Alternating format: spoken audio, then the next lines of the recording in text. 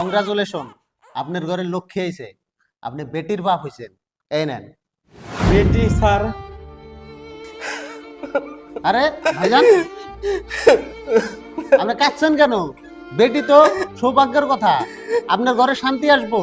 Sir sir আমার বেটি লাগবে না, আমি বেটি চাই না স্যার। হোয়াট? কি বলছেন আপনি? স্যার আপনি যা শুনছেন তাই, আমার বেটি লাগে না স্যার। আচ্ছা বলুন তো আপনার প্রবলেমটা কি? দেখেন স্যার, আঙ্গের দেশের যে পরিস্থিতি, আমার বেটিকে আমি কিভাবে নিরাপদে রাখবো জানেন স্যার?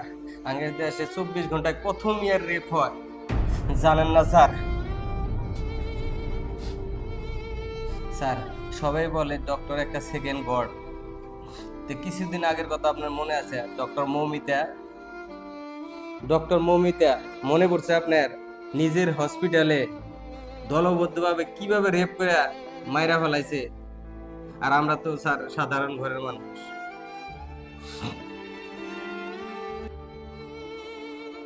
স্যার এই দেশে কোনো মেয়েদের নিরাপত্তা আছে বলুন স্যার?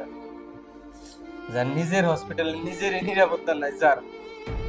আমরা তো গুনেগার মানুষ, আমরা তো বেটিকে আমরা নিরাপত্তাই দিতে পারবো না স্যার। স্যার এই দেশে 7-8 বছরে নিষ্পাপ মেয়েদেরও রেপ হয় স্যার। এই কালপিট নরপিশাচ শয়তানদের আজ পর্যন্ত উপযুক্ত শাস্তি হয় নাই স্যার।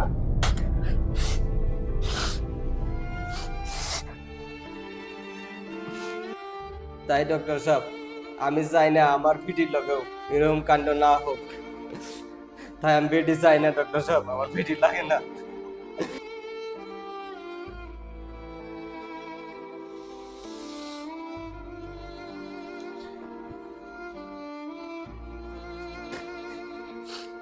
এই নেন আপনার বেডি, আপনি মন খারাপ করেন না, আমাদের সরকারে এই সমস্যার নিশ্চয় সমাধান করব। আপনি আপনার বেডি উচ্চ শিক্ষিত বানায়েন আর সরকারের উপরে ভরসা রাখেন।